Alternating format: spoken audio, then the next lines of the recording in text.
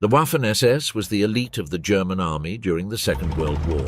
With a reputation for carrying out extremely daring operations, the armed forces of the SS were present from the invasion of Poland to the fall of Berlin into the hands of the Red Army. Accused of committing countless war crimes, the men of the Waffen-SS were branded as criminals and sentenced to a bitter fate at the conclusion of the conflict. Today, followers, we will see what happened to these men after the fall of the Third Reich. After the defeat in Normandy and the Soviet offensive of 1944, the SS attempted to delay the inevitable by fighting to the bitter end. The SS fought fanatically, convinced they were truly super soldiers, dying by the thousands, neither giving nor asking for mercy. The average life expectancy of a Waffen-SS soldier on the front line was 2 months. After defeating the Allies in Arnhem, their last significant action would take place during the Reich's final offensive, the Battle of the Bulge. In this battle, special commands led by Otto Skorzeny, who acted in the rear of the American army creating tremendous chaos, and Kampfgruppe Piper, which advanced further than anyone on the American front, stood out. By 1945, most German units were fighting not only to resist the Soviets a little longer, but also for simple survival. In mid-March 1945, the Germans formed elements of several SS units into a combat group to defend the Hungarian village of Sored from a Soviet attack. Hans Geisendorf, an officer in the Sturmgeschütz battalion of the 3rd SS Panzer Division Totenkopf, witnessed the futile struggle of his SS soldiers. Running out of ammunition for their various weapons, the SS soldiers resorted to using knives and trench tools to defend themselves.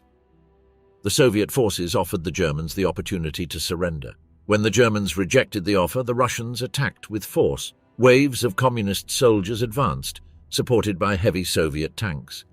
A reconstituted battalion of the Nordland Division, which had subsequently joined the Viking Division, accompanied the assault gun battalion. As the Soviets encircled the German units in the nearby town of Stuhlweissenburg, the morale of the Viking Division began to break. Oberfuhrer Karl Ulrich decided to save his division from destruction.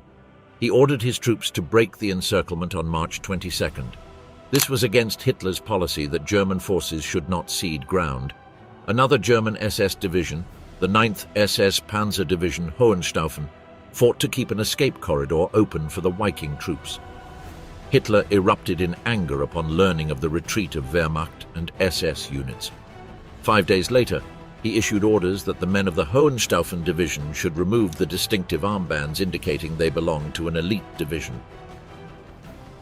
The death knell of Nazi Germany sounded in Berlin.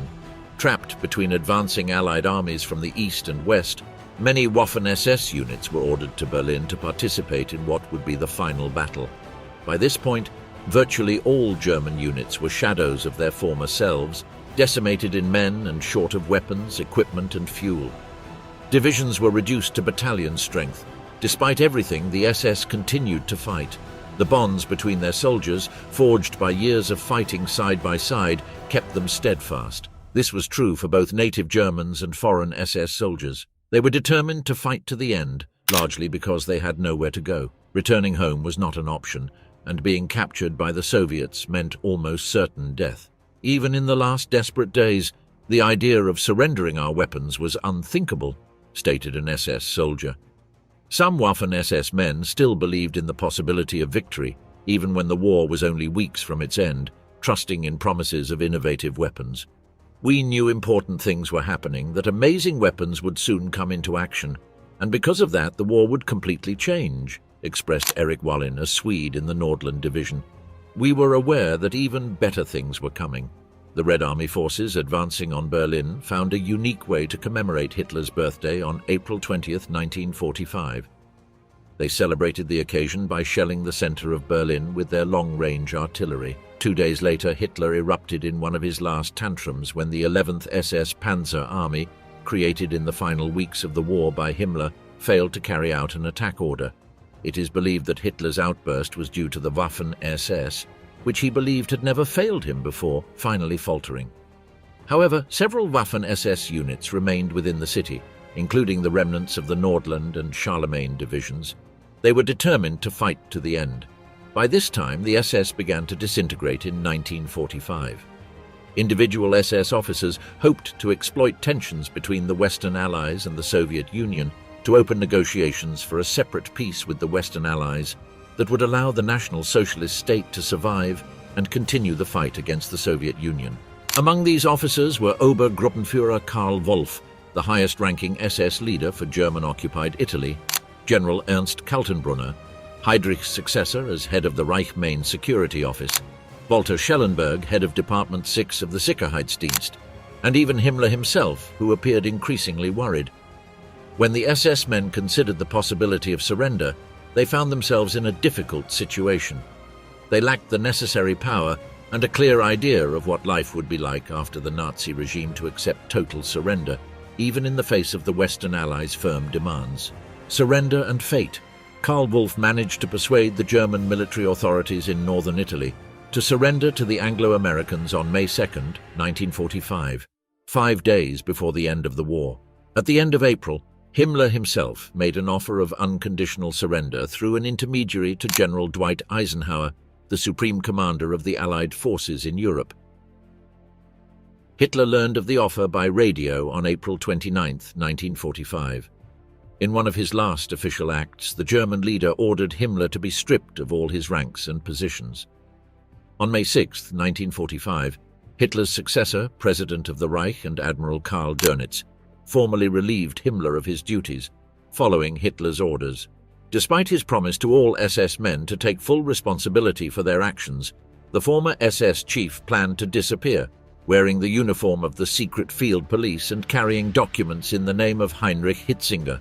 On May 20th, Soviet troops captured Hitzinger and handed him over to the British, to whom Himmler confessed his true identity. While his captors attempted a body search, Himmler evaded them by biting down on a cyanide capsule. After the fall of the Third Reich and the death of Reichsführer Heinrich Himmler, SS soldiers faced their brutal fate. Immersed in the uncertainty of a future marked by defeat, these elite warriors found themselves hunted by the Allies. Waffen-SS soldiers returned home on foot. At that time, the railways were almost entirely destroyed, roads had little asphalt, and rivers had to be crossed by swimming because the bridges had been bombed. With few farmers' carts available, many German soldiers returned from Belgium, France, Italy, and the Netherlands, hoping their families were alive in the countryside since the cities were devastated by Allied bombings. Many were shot without warning. The SS had a reputation for not taking prisoners and discouraging surrender. In the final stages of the war, numerous SS divisions attempted to surrender to the Western Allies, who were more inclined to take them as prisoners and generally avoided execution after processing. However, it was known that the Allies, both American and British, sometimes killed German soldiers attempting to surrender, regardless of whether they were SS or not. They avoided surrendering to Poles, French, and, curiously, Canadians. It was noted that Canadians only took SS prisoners if specifically ordered to do so, and it seems those orders had to be reiterated. Normandy had made the Canadians very unforgiving toward the SS. In contrast, the Soviets often summarily executed those who attempted to surrender, and if they managed to surrender successfully, their chances of survival were generally low, just like for any soldier or civilian captured by the Russians. When captured by the Western Allies, some of these divisions were returned to their country of origin or handed over to the Russians, especially if they had served extensively on the Eastern Front. Depending on the country of origin, some faced execution, while others were welcomed as heroes for fighting against communism or simply ignored. Those handed over to the Russians often faced execution or forced labor, and there were cases where the Soviets killed entire divisions of Waffen-SS that had surrendered. In some cases, the number of survivors from these divisions after surrender was in single digits. Most of these men had the SS blood tattoo, and the Allies were aware of it. It was basically just a tattoo of their blood type. The Americans made all German POWs march in a straight line, shirtless and with their arms raised. If a blood group tattoo was seen, they were separated. Some SS members went to the extent of cutting their skin and using makeup to cover the tattoo. The Americans were provided with pamphlets on how German POWs would attempt to conceal these tattoos. When captured, they were identified and interrogated. If it was a lower rank who joined in 1943, They would be sent to a POW camp and later released. The SS began recruiting soldiers in 1943, so some men really had no choice and would be compensated with pensions. If it was a high-ranking SS officer, they were interrogated and sent either to a POW camp or executed. Upon capture, they would be stripped of their ranks, as they were no longer soldiers but POWs. Low-ranking SS soldiers had high hopes of surviving, especially if their documentation was destroyed. Since the Schutzstaffel officers destroyed much evidence that could be used against them from 1944 onwards, including documents indicating who belonged to the SS and the year they joined. Despite their crimes, the SS would be treated fairly by the Western Allies. That is what they sought when all hope was lost. However, the Soviets did not use a fair judicial system like the Western Allies did. In fact, much SS and Wehrmacht personnel were sent into Soviet custody and were never heard from again. To this day, some SS personnel are still missing. They simply vanished. The Soviets would lock them up in gulags, and they could either be released or remain there forever. Trials and post-war. With Himmler and Heydrich dead, the victorious Allies selected Ernst Kaltenbrunner, Heydrich's successor as head of the Reich Main Security Office, to represent the SS and all its crimes at the trial of the major war criminals in Nuremberg, which began in November 1945. The tribunal prosecutors also collectively accused and convicted the SS and Gestapo as criminal organizations. The leaders of three key SS organizations, the concentration camp administration, the Einsatzgruppen, and Himmler's Reich Commissariat for the strengthening of German nationhood, were tried in three subsequent Nuremberg trials under the auspices of the International Military Tribunal. Each of the victorious Allied powers and each of the reconstituted governments after the liberation from German occupation tried hundreds of mid- and lower-level SS officers. Although SS members continued to face trials in the Federal Republic of Germany and elsewhere after the end of World War II, even to this day, the vast majority of the SS and police never accounted for their crimes. After Kaltenbrunner's execution on October 16, 1946, the fate of the high-ranking SS officials varied greatly. Some were tried and executed, like Obersturmführer Fritz Knöchlein. Others were captured but died of natural causes before trial, like Oberführer Oskar Dirlewanger. Many were charged with war crimes and spent time in prison, like Brigadeführer Kurt Meyer. Beyond the four-nation process of the International Military Tribunal at Nuremberg, the occupation forces, including the United States, also conducted individual military tribunals in their respective zones. The trials presided over by the U.S. Army took place in Dachau from November 1945 to December 1947. The defendants included a wide range of individuals, from senior members of the German military, Nazi officials, concentration camp staff, and also civilians. They were accused of war crimes against Allied POWs and crimes perpetrated against civilians and Allied POWs in concentration camps, including Dachau. A component of the Dachau trials, the Malmedy massacre trial, took place over 2 months, from May to July 1946, focusing on the crimes of the Waffen-SS against American POWs and Belgian civilians. The Malmedy massacre was a documented and publicized killing of unarmed American POWs by the 1st SES during the Battle of the Bulge. On December 17, 1944, elements of the 1st SS Panzer Regiment, commanded by Yakim Piper, captured 113 American soldiers, gathered them in a field and machine-gunned them. Some survived by burying themselves under their comrades or playing dead, but 84 American POWs were murdered. In the 1946 trial, 74 SS members, including Yakim Piper and Josef Sepp Dietrich, were charged with crimes. These men were detained in various locations after being defeated. After being identified as associated with units responsible for war crimes, they were interrogated in Schwäbisch Hall, Germany, by American soldiers who spoke several languages and had escaped Nazi persecution. Initially, the prisoners were kept together and had the opportunity to coordinate stories and plan their defense. The 7 survivors of Malmedy testified at the trial, which began on May 16th. Belgian civilian witnesses who saw the murder of unarmed civilians also testified. SS members testified under oath. Much of the statements were backed by nearly 100 testimonies presented to the court, including confessions and statements from some of the defendants implicating their co-defendants. The accused, in uniform, wore numbered identification cards around their necks. Only a few had the chance to testify. The prosecution argued that the murder of American POWs and others perpetrated by Piper and his men was premeditated, resulting from Hitler's orders for a ruthless campaign to instill fear and terror. The defense argued that the killings happened in the midst of battle. After the trials concluded, the verdict came on July 16, 1946, condemning all the defendants. In Dachau, an American military tribunal sentenced 46 Waffen-SS members, including Yakim Piper, to death by hanging for crimes against Allied POWs. Another 23 received life sentences, and the rest received 10 to 20 years. What happened in the months and years following has become a topic of interest and investigation. The proceedings and pre-trial interrogations became highly publicized, controversial, and politicized. The convicted SS men claimed that American interrogators used illegal methods, including torture, and that all statements were forced.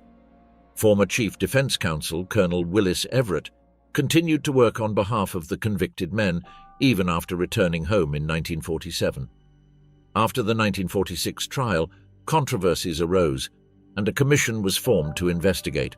In 1948, some death sentences were commuted to life imprisonment, but not for Yakim Piper and others. In 1951, many were released, and the few remaining death sentences, including Piper's, were commuted. In 1956, Piper and others were released from Landsberg prison. Years after the conflict, former SS officers organized Haag, a mutual aid association of former Waffen-SS members. It was a lobbying group and veterans organization founded in West Germany in 1951, with the primary aim of achieving the legal rehabilitation of the Waffen-SS. In 1951, Otto Kumm, a former SS brigade Führer, founded Haag, which had over 20,000 members. The high-ranking Waffen-SS general Paul Hauser was Haag's spokesperson. Well-known former Waffen-SS commanders, such as Felix Steiner and Herbert Gieler, became prominent figures. Sepp Dietrich and Kurt Meyer joined after being released from prison in 1955 and 1954, respectively. Meyer became Haag's most effective spokesperson. After his death in 1961, Erich Eberhardt took over that role.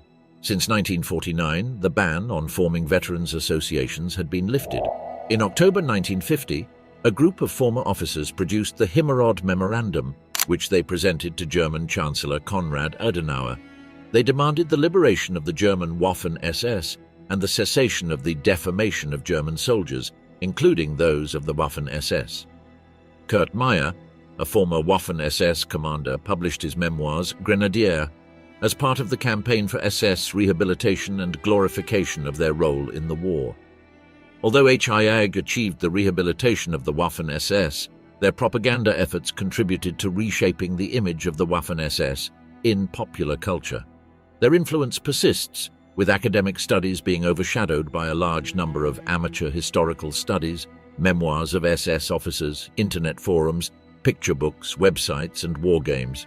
Haag also had a publishing house, Munin Verlag, which served as a platform for their publicity goals.